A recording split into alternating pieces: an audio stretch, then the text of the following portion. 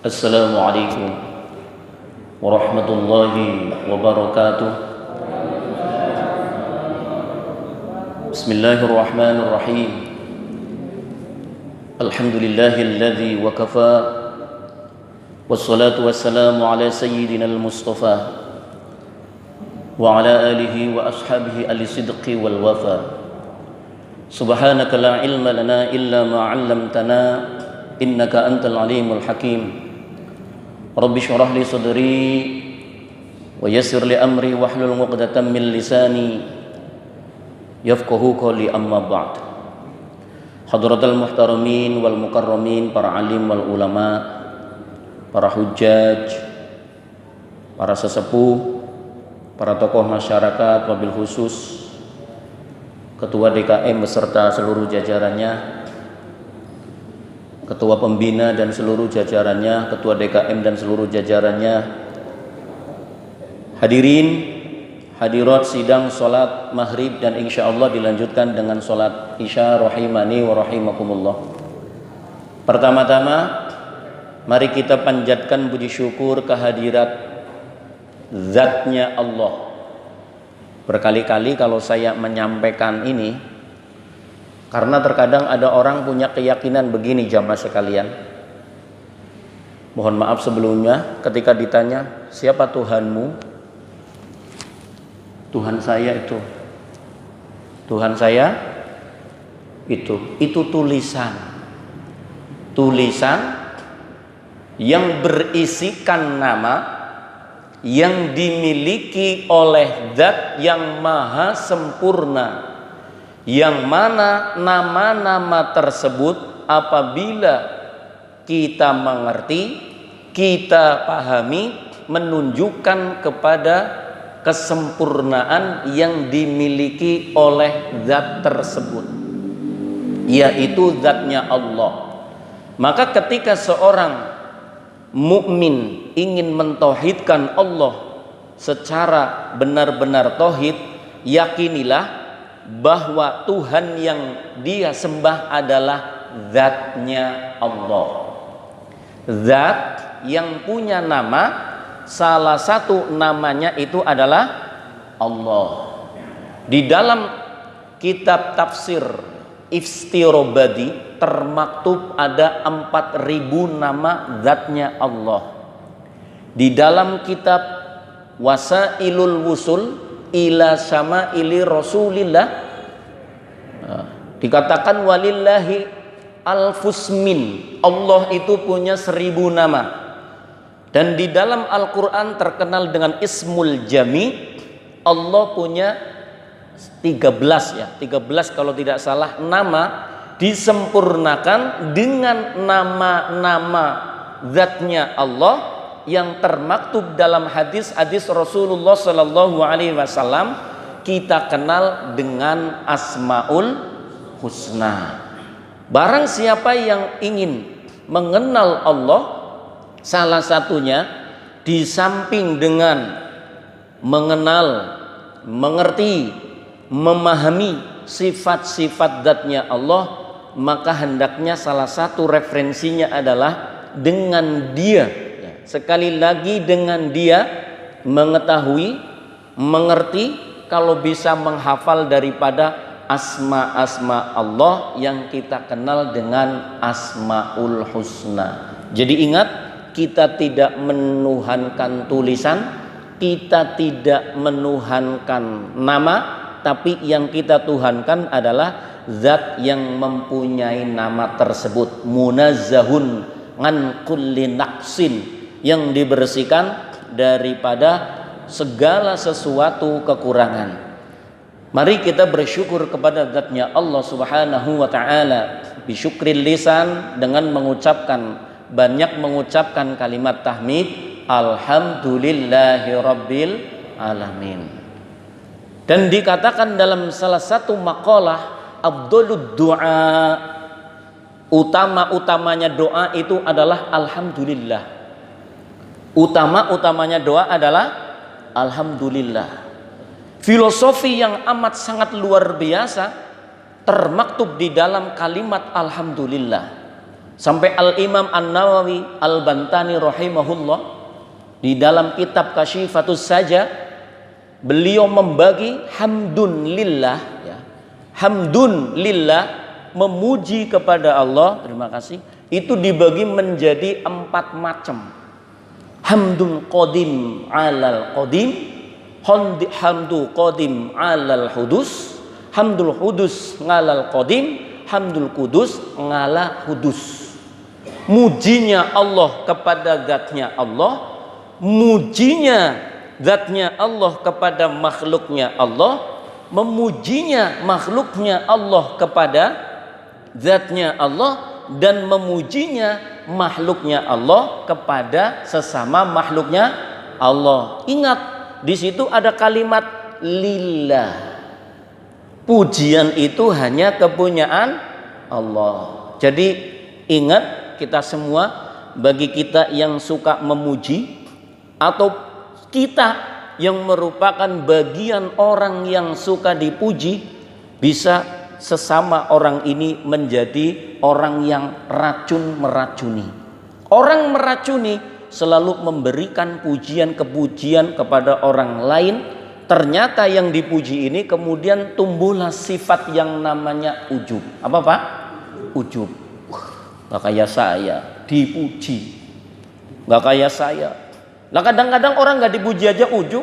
Contoh kita umpamanya, gak usah kasih contoh orang lain. Kita mau ke masjid, udah pakai sorban, udah pakai baju koko atau pakai gamis, di tengah jalan udah begini. Orang masih pakai pakaian celana kolor nih, gak kayak saya, sudah tampak alim. Itu namanya apa? Ujub. Pernah merasakan begitu Pak? Kalau saya sering. Kalau bapak-bapak kayaknya enggak beda jauh sama saya. Dan itu, karena ini kan katanya ngajinya akhlak tasawuf ya, kaitannya dengan masalah qalbu ruhani. Dan itu kalau enggak dikikis, dari yang namanya ujub itu juga kadang-kadang muncul sesuatu yang kita kepengin lebih. Pengen lebihnya apa? Saya kan orang alim, saya orang ini. Jadi dia kepengin didengar apa yang dia perbuat. Pada level selanjutnya ketika dia tidak menyadari bahwa dirinya dalam kondisi yang berbahaya, itu sum'ah, maka akan muncullah dalam dirinya yang dinamakan dengan riya. Pengen dilihat, bahasa kita pamer, pengen dilihat supaya mendapat pujian. Kira-kira kalau kitanya yang jadi Allah, Allah marah enggak kepunyaan Allah mau diambil sama kita? Marah. Bahkan ketika pada level riya, kepengin dipuji, kepengin dilihat ini saja Allah sudah tidak dengar. Karena apa? Wamin riya itu adalah min syirkil asghor. Riya itu adalah bagian daripada syirik kecil. Riya itu adalah syirik kecil. Bahkan ketika seseorang melaksanakan ibadah kepada Allah, landasan di dalam kolbunya yang tahu Allah, bukan kita yang tahu, itu Allah. Itu berarti sudah tertanam dalam diri kita itu bibit-bibit daripada sifat nifak. Sifat apa Pak? Nifak. Nifak itu sifat. Orang yang punya sifat nifak namanya apa? Munafik. Dan munafiknya orang beriman itu bisa kita rasakan, bisa kita lihat. Dilihat apa? Kalau ibadah ada orang kelihatannya khusyuk sekali, tapi kalau ibadah sendiri jembalitan Pak. Jembalitan itu ciri-ciri kita lagi kena penyakit nifak dalam ibadah. Lah ini penyakit riya kalau dibiarin kemana-mana, setiap hari mengharap pujian agar selalu dipuji, dan selalu dipuji, maka yang akan muncul kemudian adalah salah satu sifat yang dimiliki oleh zatnya Allah, yang sifat itu tidak diboleh dimiliki oleh makhluknya Allah. Dan sifat itu sampai hari ini masih dimiliki oleh satu makhluk yang nyata-nyata Allah katakan wala tattabi'u khutuwati syaiton innahu lakum aduwwum mubin. Siapa Pak gembongnya? Iblis, ablasa. Iblis. Sifat apa yang dimiliki? Takabur atau Rasulullah katakan dalam satu hadis yang artinya tidak bakalan maksud surga. La yadkhulul jannata man kana fi qalbihi, tidak akan masuk surga barang siapa yang di dalam hatinya masih terdapat sebiji atom kecil sekali daripada sifat sombong. Pertanyaannya ke diri kita pernah sombong apa enggak? Sering benar. Waduh, jangan-jangan begini nih. Ini saya tertarik ada satu ayat Bapak begini. Ternyata ketika kita ceramah ini kita menyadari kita semua ini ada ahli neraka nih. Fa amma man sakulat mawazinuhu fahuwa fi 'ishatir radiyah. Fa amma man, maka barang siapa sakulat mawazinuhu, berat timbangan kebaikannya, fahuwa fi 'ishatir radiyah, maka dia dalam kehidupan yang diridhoi, artinya nanti mendapatkan surganya Allah. Jadi gampang, kalau amal baik kita itu lebih banyak daripada amal buruk kita dalam mizan, dalam timbangannya, masuk surga. Tapi yang kita takut ini, wa amma man khaffat mawazinuhu fa ummuhu hawiyah. Dan barang siapa yang timbangan kebaikannya lebih ringan daripada keburukannya, maka tempat kembalinya adalah hawiyah. Wa ma adraka ma hiya, apa itu hawiyah? Narun hamiyah, api yang panas, api yang sangat panas. Ini kalau kita buat bermuhasabah Bapak-bapak, kira-kira dari akil baligh sampai sudah gede begini, sampai sudah sepuh-sepuh begini, kira-kira dosa kita sama pahala ibadah kita banyakan mana? Belum tahu juga. Tapi bisa di flashback ke belakang, Pak. Kira-kira kita itu lebih banyak ibadah apa banyak maksiat? Kalau saya maksiat.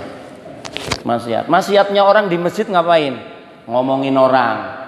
Sholatnya 10 menit, ghibahnya setengah jam. Untung apa rugi kira-kira? Rugi. Pulang dari masjid bukannya untung malah tekor. Ingat Pak, jadi maksiat itu tidak harus di warem ya. Tidak harus di diskotik. Ternyata orang di masjid bisa maksiat. Jadi mari kita perbanyak dengan mengucapkan syukru bil lisan biqaulina alhamdulillahi rabbil alamin. Atau dengan memperbanyak daripada rasa terima kasih kita kepada Allah. Setiap hal yang diberikan oleh Allah kita syukuri dalam qalbu ruhani kita. Tanamkan dalam diri kita sifat daripada husnudzon, berbaik sangka terhadap segala bentuk kudrat dan irodatnya Allah Subhanahu Ta'ala. Saya kemarin ditanya salah satu jamaah di Masjid Al-Muhajirin, perumahan Regensi 1 Cibitung itu begini. Saya nanya, Ustaz, kenapa pandemi ini nggak selesai-selesai? Padahal kita udah berdoa. Ingat, ketika Allah kasih ujian, kalau dia orang beriman, kemudian dia firru ilallah, maka kembali kepada Allah, dia kembali kepada Allah, ujian itu akan diangkat oleh Allah, dirubah mungkin menjadi sesuatu yang menaikkan derajat. Tapi sebaliknya, apabila ketika diuji oleh Allah dengan pandemik, dengan apa, tambah maksiat, itu ujian mungkin akan dirubah, naudzubillah, menjadi azabnya Allah Subhanahu wa taala. Atau dalam makna syukur yang sebenarnya, syukur yang kata Imam Ghazali menggunakan segala bentuk kenikmatan yang diberikan oleh Allah sesuai dengan yang diridhoi oleh Allah. Bapak-bapak, kita dikasih umur, yuk manfaatkan umur kita untuk ibadah. Kita dikasih mata, yuk manfaatkan mata kita untuk ibadah. Kita dikasih kuping, yuk manfaatkan kuping kita untuk ibadah. Itu intinya arti daripada syukur yang sebenarnya menggunakan segala bentuk nikmat yang diberikan oleh Allah sesuai dengan yang diridhoi oleh Allah. Selawat tering salam semoga senantiasa terlimpah curahkan kepada satu-satunya manusia yang paling dicintai oleh Allah, yang dapat dijadikan wasilah mendekatkan diri kepada zatnya Allah, baginda habibana wa nabiyana Muhammad sallallahu alaihi wasallam, pada keluarganya, pada para sahabatnya, dan kepada seluruh umatnya. Dan moga-moga tidak ada hijab antara kita dengan baginda Rasul, tidak ada hijab antara baginda Rasul dengan kita. Ketika kita melepaskan diri, kita berlepas daripada amaliyah-amaliyah yang bisa membatalkan syahadat kita. Apa sih amalan yang bisa membatalkan syahadat antara hijab antara kita dengan Rasul? Tidak akan kita bahas pada malam hari ini.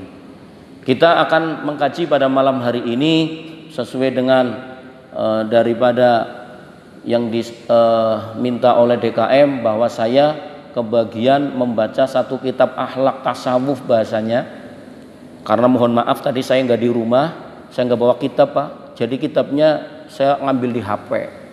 Masih begini bentuknya, nggak tahu nanti bunyinya apa kagak. Jadi kalau tidak bunyi saya mohon maaf. Kitab ini diberi nama Mukasyafatul Qulub. Mukasyafatul Qulub, masyhur, susunan dari Hujjatul Islam Al-Imam Ghazali rahimahullah. Moga-moga dengan keberkahan Allah Subhanahu wa taala, dengan wasilah kitab ini, dengan wasilah waliullah Hujjatul Islam Al-Imamul Ghazali rahimahullah, kita mendapatkan ilmu yang bermanfaat dan barokah. Al-Fatihah. A'udzubillahi minasyaitonir rajim. Bismillahirrahmanirrahim. Alhamdulillahirabbil alamin arrahmanir rahim. Iyyaka na'budu wa iyyaka nasta'in ihdinas siratal mustaqim. Siratal ladzina an'amta 'alaihim ghairil maghdubi 'alaihim waladdallin. Bismillahirrahmanirrahim. Qala al-musannif rahimahullah ta'ala wa nafa'ana bihi wa bi'ulumihi fid dharain min ya rabbal alamin. Alhamdulillah, segala puji kami semuanya adalah milik Zat-Nya Allah. Alladzi ahsana tadbiril kainat, yang mana Allah Subhanahu wa taala itu adalah telah atau bagus-bagusnya, baik-baiknya daripada zat yang mengatur daripada keberadaan makhluk. Wa khalaqal ardina, dan Allah Subhanahu wa taala telah menciptakan bumi-bumi. Jadi kalau kita tahu di dalam ilmu yang sifatnya tasawuf ini diterangkan bahwasanya di samping alladzi khalaqa sab'a samawatin tibaqa, Allah itu menciptakan langit 7 lapis. Ternyata Allah juga menciptakan bumi itu ada 7 lapis. Sehingga dikenal dalam istilah bahasa para ahli ma'rifat, ada yang dinamakan dengan alam ulya, ada yang dikatakan dengan alam sufla. Alam apa Pak? Ulya dan sufla. Alam ulya itu alam atas. Ada dikenal, ada istilah alam malakut, ada dikenal alam jabarut, atau bahasa lain ada dikenal dengan alam mulki. Alangkah indahnya ketika kita dikenalkan oleh Allah, yang mana Allah telah kasih kesempatan, kata Nabi apa? As-salatu mi'rajul mu'min, ya. Salat itu mi'rajnya orang beriman. Jadi kalau kita mungkin sholatnya sudah benar, kemudian niatnya sudah benar, tata caranya benar, tidak menutup kemungkinan lewat ibadah yang dinamakan sholat kita diberikan apa yang namanya kasyaf. Apa Pak? Kasyaf. Kasyaf itu apa? Kasyaf itu ngelihat jin, bukan. Kasyaf itu bukan ngelihat jin. Ya mungkin ngelihat jin dikatakan sebagian daripada kasyaf. Tadi saya ngelihat jin, belum tentu dia seorang kasyaf. Tapi ketika seorang kasyaf diperlihatkan makhluk-makhluknya Allah, bisa mengetahui hakikat daripada makhluknya Allah. Maka ketika orang-orang yang ahli makrifat memberikan tarbiyah kepada orang-orang yang awam, itu kadang-kadang kepada orang-orang tertentu yang ditakdirkan oleh Allah, mungkin dia nanti akan punya makom tertentu, itu terkadang memakai cara-cara yang tidak masuk akal. Contoh, kamu pengen belajar, iya, ngobrol sama yang namanya pohon, atau ngobrol sama yang namanya dirimu sendiri. Ada makalah, yang makalah ini sebagian ulama mengatakan bukan najis. Man arafa nafsahu faqad arafa rabbahu. Barang siapa yang kenal nafsnya. Apa Pak? Nafsnya. Nafs itu kalau bahasa kitab orang Jawa, fi nafsihi ing dalem awak dewene zahid. Nah pertanyaannya, kalimat ing dalem awak dewene, di dalam dirinya, nafs yang dimaksud di sini itu nafs unsur jismi atau nafs yang sifatnya unsur ruhi kira-kira. Mohon maaf, saya sampaikan begini kira-kira bisa dipahami Pak ya? Bisa ya? Kalau nggak paham nanti kita tidur rame-rame habis sisa begitu. Ya, Moga-moga nggak terlalu jelimet ya. Karena kalimat-kalimat ini moga-moga nanti memotivasi kita, Pak. Memotivasi kita untuk lebih mengenal diri dan juga mengenal Allah Subhanahu wa taala. Bukan mengenal zatnya dengan ngotak-ngatik zatnya Allah, enggak. Ingat satu makalah, tafakkaru ala khalqillah wala tafakkaru ala dzatillah. Berpikir-pikirlah kalian, tafakurlah kalian atas ciptaan Allah, tapi jangan kalian mikir-mikir di situ bertafakur atas zatnya Allah, nanti tengleng. Kita mikir Allah itu kayak apa, itu jawabannya cuma dua. Kalau nggak gemblung itu kafir, Pak. Kalau nggak gemblung kafir. Ya coba bapak-bapak mikir. Yang paling pertama itu, ya ini gemblung bahasa Jerman. Kebetulan seorang Jerman, jadi kita pakai bahasa Jerman, nggak apa-apa lah. Ya dikit-dikit pakai bahasa Jerman. Jadi kalau kita mikir-mikir Allah bersifat kidam, Allah terdahulu. Lah sebelum Allah itu apa ya? Makanya banyak orang yang mikir-mikir begini, orang ahli filsafat mikir zatnya Allah tengleng kagak nyampe itu. Jangan sampai naudzubillah summa naudzubillah. Yang mana Allah Subhanahu wa taala wa khalaqal aradina, Allah menciptakan daripada bumi-bumi. Yang bumi itu bukan hanya satu, wa anzalal ma'a, dan Allah telah menurunkan daripada langit minal mu'surati, ya daripada tekanan, daripada ketika air tersebut masih dalam bentuknya belum air, kemudian masih di langit itu masih dalam proses ya dari awan, kemudian kena angin diturunkan oleh Allah. Wa ansya'al habba wan nabat, dan Allah yang telah menumbuhkan daripada biji-bijian dan juga daripada tanaman-tanaman. Wa qaddarul arzaq, dan telah membagi-bagi, mengkira-kirakan daripada rezeki wal aqwat, dan kekuatan. Wa asaba, dan Allah yang telah memberikan pahala ngalal a'mal, atas amal-amal as-solihat yang baik. Jadi kita memuji kepada zatnya Allah yang memiliki sifat kesempurnaan yang luar biasa, yang telah menumbuhkan ya tumbuh-tumbuhan, biji-bijian, yang telah bagi-bagi daripada rizki, kemudian daripada kekuatan dan memberikan pahala atas amal-amal yang soleh. Nah tentunya di sini ada satu kalimat yang ada satu itibar yang kita bisa ambil, Pak. Meskipun Allah sediakan pahala bagi orang-orang yang beriman, sebagai contoh innalladzina amanu wa amilus solihati ulaika hum khairul bariyah jazaohum inda rabbihim jannatu adnin. Nah, orang-orang yang beriman, beramal soleh itu dijanjikan oleh Allah, disediakan nanti itu pahalanya adalah jannatu adnin, jannatul adn, yang apa? Yang tajri min tahtihal. Tetapi di sini di dalam beramal, bapak-bapak sekalian dimuliakan oleh Allah, beramal mengharap pahala itu boleh. Beramal mengharap pahala itu boleh. Tapi bagi setiap mukmin yang mengharapkan ya kemukhlisan, berubah menjadi mukhlas, mukhlis menjadi mukhlas, maka level ini sebaiknya ditingkatkan.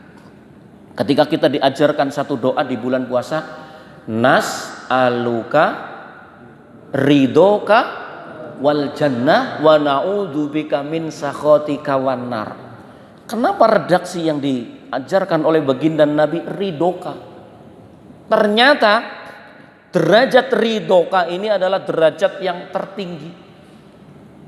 Di samping kita tidak dilarang meminta kepada Allah, Allahumma inna nas'alukal jannata. Umpamanya bapak-bapak kepengen masuk surga. Pengen masuk surganya kira-kira surga apa? Halo? Bapak-bapak kepengen masuk surga? Ya, pengen. Kalau pengen diminta, Pak. Kalau pengen diminta. Jangan bodoh-bodoh lah. Jangan. Wong kepengen punya rumah di Pondok Hijau aja berdoa, ya Allah moga-moga bisa ngambil rumah. Moga-moga bisa moga-moga bisa punya rumah. Doa kan? Begitu juga Nabi mengajarkan, nas'aluka ridhoka wal jannah wa na'udzubika min sakhatika. Nas'aluka, kami memohon kepada Engkau ya Allah, ridhoka, ridhomu, wal jannah, dan surga, wa na'udzubika min sakhatika wannar wa na'udzubika, dan kami berlindung kepada Engkau ya Allah, min sakhatika, dari murkamu, wannar, dan dari neraka. Berarti kita diajarkan mohon surga. Lah kira-kira kalau setiap hari kita berdoa, bapak-bapak minta surga apa? Firdaus ya. Pak, enggak pengen selain Firdaus. Karena surga bukan hanya satu, Pak. Oke, sepakat kita semua di sini mintanya surga apa? Firdaus. Udah tahu spesifikasi surga Firdaus? Nggak tahu. Udah tahu kartunya untuk masuk surga Firdaus? Gimana? Sering dibaca sama beliau sama Ustadz Nur Salim. Qad aflahal mu'minun alladzina hum fi sholatihim khusyi'un, sampai 11 ke 10 ayat ke belakangnya. Jadi itu kalau mau masuk surga Firdaus itu salah satunya. Pahami ayat surat Al-Mu'min ya, Al-Mu'minun dari ayat 1 sampai ayat 10 atau 11. Lah orang itu aneh kalau ditanya pengen masuk apa? Surga apa? Surga Firdaus, tapi amaliyahnya bukan surga Firdaus. Kira-kira nyampe apa enggak? Orang ngerti. Jadi Masya Allah, surga itu bukan hanya surga Firdaus, ada Jannatul Naim, Jannatul Ma'wa, Jannatul Adn, Jannatul Firdaus. Lah, taunya surga Firdaus ketika ditanya surga Firdaus itu kayak apa? Emang surga sekarang sudah ada apa belum? Udah ada. Di mana surga?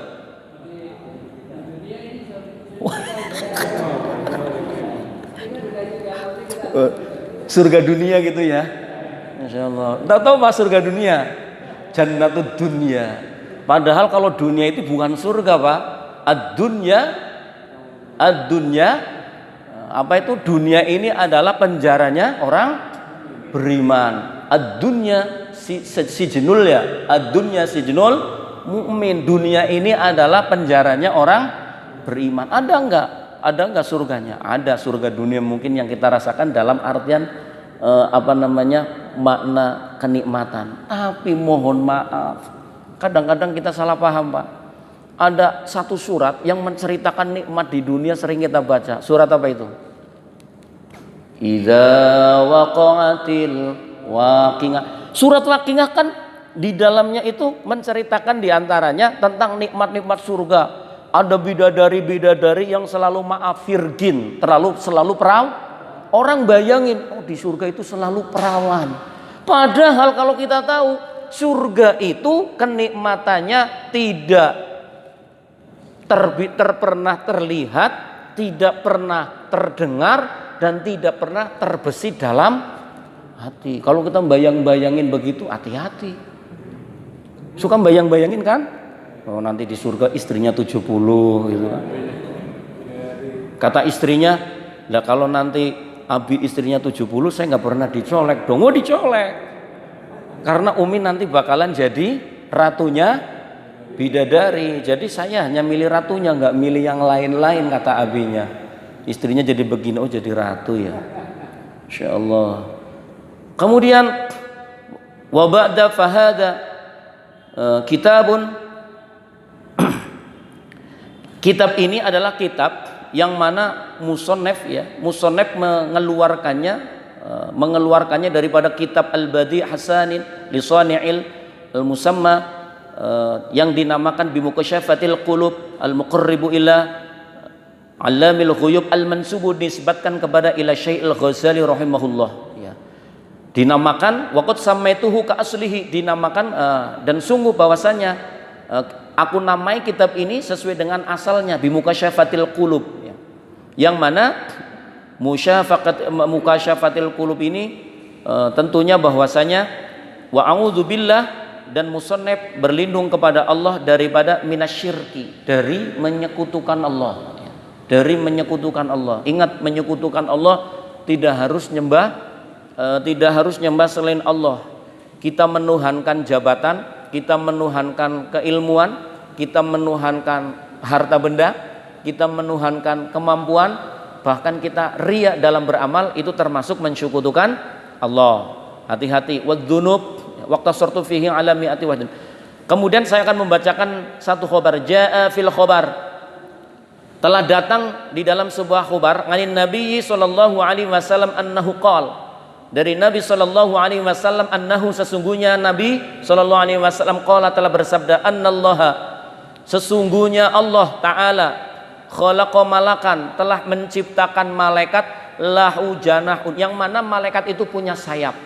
Diceritakan dalam satu khobar. Khobar itu perkataan, ya, perkataan, perbuatan yang dinisbatkan kepada Nabi dan kepada selain daripada Nabi, para sahabatnya. Jadi Allah itu punya malaikat yang punya sayap, yang sayapnya itu fil masyriqi, di tanah kulon, di tanah wetan, ya. Wa janahun, dan sayap yang lainnya fil maghribi, di tanah kulon. Jadi malaikat itu masya Allah gedenya luar biasa. Malaikat itu dalam bentuk aslinya gedenya luar biasa. Bahkan diterangkan dalam kitab-kitab seperti kitab Daqaiqul Akhbar, terus di dalam kitab-kitab lain, malaikat yang ketika Nabi Muhammad SAW berkata kepada malaikat Jibril, wahai Jibril, tunjukkan rupamu yang asli, itu malaikat Jibril gedenya luar biasa, Pak. Sehingga ibaratnya ketika malaikat Jibril itu memegang bumi, itu bumi kalau bahasa kita kayak bola apa namanya itu? Bola tenis, Pak. Itu gedenya kayak apa? Tapi kata Jibril, masih ada malaikat yang lebih gede dari aku. Jadi kita bisa bayangin gedenya malaikat itu kayak apa. Maka apabila para ahli mengatakan bahwasanya ketika seorang manusia berpetualang di alam semesta dengan memakai kendaraan dalam kecepatan cahaya, barkun, kilat, buruk, dengan kecepatan cahaya, ketika dia ingin keluar dari galaksi yang kita tempati, galaksi Bima Sakti, itu memerlukan waktu sekian ribu tahun, 5 tahun atau berapa tahun baru keluar galaksi. Kita bisa bayangkan alam semesta ini luasnya kayak apa. Tapi sebenarnya tidak perlu heran, karena di dalam kitab-kitab ulama-ulama salaf sendiri telah diterangkan bentuk asli malaikat itu banyak sekali. Malaikat yang mempunyai bentuk yang hakikatnya sangat besar luar biasa.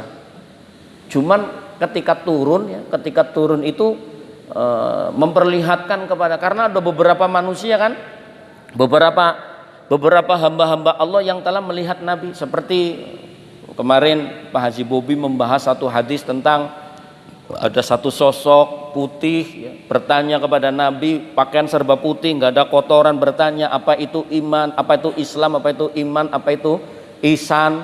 Kemudian Nabi menjawab, ternyata yang datang itu siapa? Malaikat Jibril. Para sahabat ngelihat nggak? Lihat. Makanya ini ada pembelajaran di sini, Pak. Sebelum kita membahas apa itu Islam, sebelum kita membahas apa itu iman, sebelum kita membahas apa itu ihsan, ini di dalam hadis ini saja, kisah di dalam hadis ini saja memberikan i'tibar kepada kita. Fa'tabiru ya ulil albab. Maka ambillah pelajaran wahai orang-orang yang punya akal. Apa pelajarannya? Jangan menyepelekan kepada orang yang tidak kita kenal. Karena kebanyakan kita ini tertipu casing, Pak. Tertipu casing. Kalau orang kelihatannya tampangnya dekil of the kumal, ya.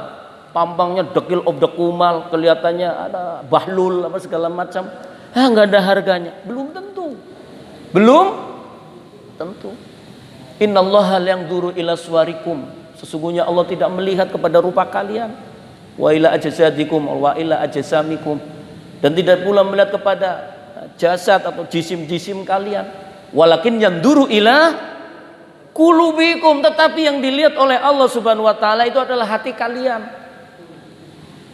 Maka kita juga diajarkan jangan takabur ketika Allah, dan jangan terlalu GR ketika sekarang ini Allah tempatkan kita pada kedudukan seorang yang taat. Jangan takabur. Akhirnya apa? Meskipun kita ditempatkan oleh Allah dalam kedudukan secara lahiriah, moga-moga bukan hanya lahiriah ini, tetapi secara batiniah, secara menyeluruh, dalam kondisi sebagai seorang yang taat.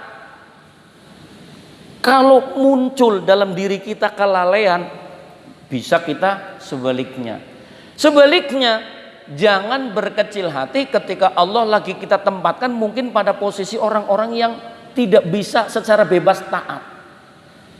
Jangan sombong, jangan berkecil hati. Jangan menghilangkan yang namanya khauf kepada Allah, juga jangan menghilangkan yang namanya roja kepada Allah. Karena nanti di bab yang pertama itu akan membahas fi bayanil khauf. Di dalam membahas tentang khauf, tentang rasa takut. Ini baru khauf. Khauf bagi seorang hamba yang sifatnya awam. Belum masuk dalam kalimat takut, yang dimana takut itu kalau dalam bahasa Al-Quran orang yang mempunyai takut ini adalah tergolong ulama, yaitu takut dalam mufradnya itu adalah khosyah. Apa Pak? Khosyah. Khosyah itu takut, tapi takut yang amat sangat mendalam. Dan orang-orang yang punya sifat khosyah inilah yang dikatakan oleh Allah, mereka adalah min ngibadihi, yang termasuk ulama, hamba-hamba Allah yang termasuk golongan daripada ulama. Maka jamaah sekalian dimuliakan oleh Allah Subhanahu wa taala, sekali lagi bahwasanya Allah Subhanahu wa taala memberikan kesempatan kepada kita. Jangan sombong ketika dalam ketaatan, jangan berkecil hati ketika Allah tempatkan dalam kemaksiatan, lekas bertobat kepada Allah. Kuncinya adalah nanti ketika kita sakaratul maut. Maka paling beruntung itu orang Islam, Pak. Paling beruntung orang Islam itu apa? Kita ini semuanya udah masing-masing megang yang namanya kunci surga. Kunci surga sudah kita, miftahul jannah la ilaha illallah.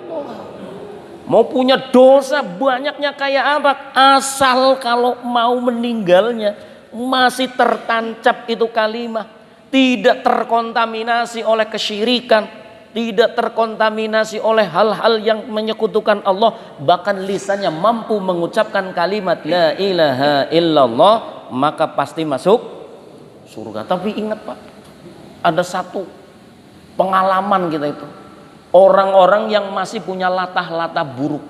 Karena banyak orang muslim punya latah buruk loh. Ketika tahu-tahu di jalan nginjak apa namanya, kerikil, kemudian terucap kalimat yang keluar apa umpamanya, ekodok. Ekodok. Jadi setiap dia latah kaget, yang terucap itu apa?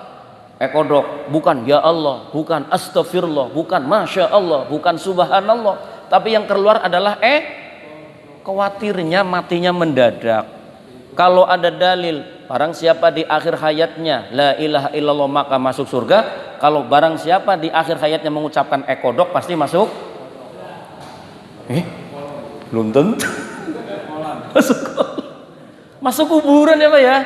Jangan itu lata-lata itu, masya Allah. Bahkan ini ada pengalaman Pak, ada pengalaman nih. Ada orang sakit minta ditengok, didoain, kalau sembuh cepat sembuh, kalau meninggal ya meninggal. Ternyata apa? Ketika akhir hayatnya, mohon maaf, real dia melakukan ini. Maaf Pak, maaf, onani. Bisa dibayangkan itu kayak apa? Berarti kebiasaannya apa? Kebiasaan yang biasa dilakukan oleh seorang hamba Allah itu biasanya nanti akan muncul ketika dia lagi sakaratul. Nabi mengajarkan doa kepada kita, Allahumma hawwin alaina fi sakaratil wa najata minan nari wal afwa indal hisab. Kita dianjurkan untuk meminta kepada Allah. Bahkan Nabi ajarkan juga satu doa, Allahumma inni, kalau mufradnya mutakallim kita saja, Allahumma inni as'aluka husnal khatimah wa a'udzubika min su'il. Itu harus diminta Pak. Sama seperti kita minta, as'aluka ya Allah jannatal firdausa ya Allah birahmatika ya arhamar rahimin. Kita minta kita diberikan surga oleh Allah, itu bukan karena amal kita. Karena tadi bapak-bapak saya sudah ngaku semua, kita ini kalau dihitung-hitung, ditimbang-timbang, dihisap, dihitung di mizan, itu kita adalah amal baiknya lebih sedikit daripada amal buruknya. Berarti memang kita ini adalah tampang-tampang ahli neraka. Ngaku enggak? Ya kalau enggak ngaku berarti ya kalau saya mengaku, saya pantasnya ahli neraka, pantasnya. Tapi kata Abu Nawas, ilahilas tulil firdausi ahla wala aqwa ala naril jahimi fahab li taubatan waghfir dhunubi fa innaka ghafirudz dzambil azimi. Abu Nawas ini pintar. Ya Allah, ya Tuhanku, lastu lil firdaus, aku ini enggak pantas, bukan ahlinya masuk surga firdaus. Wala aqwa, tapi aku enggak kuat ngala narir jahimi, enggak kuat masuk neraka jahim. Berarti intinya kepengen masuk. Ya Allah, sebenarnya aku ini nggak pantas masuk surga, tapi aku nggak kuat masuk neraka. Pengen masuk apa itu? Ya masuk surga juga.